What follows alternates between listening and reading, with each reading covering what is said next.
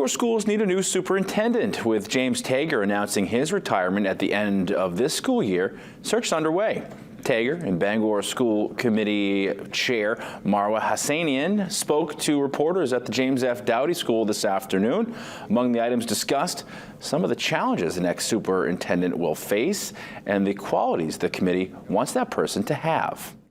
Have someone who is bold in their leadership, but at the same time compassionate. And some of the descriptions that I shared about Superintendent Tager, you know, that calm composure, that calm leadership is really, really critical, especially as, you know, as a school district and you're exposed to different situations and incidents and crises as well. Our schools are all older.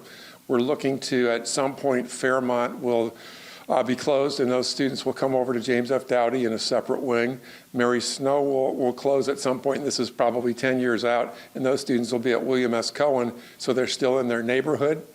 But I think that's the key, too, is to keep the schools looking good and maintained, even though they're older schools.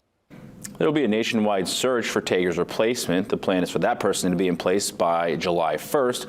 We're told Assistant Superintendent Dr. Kathy Harris-Smedberg does not want the job.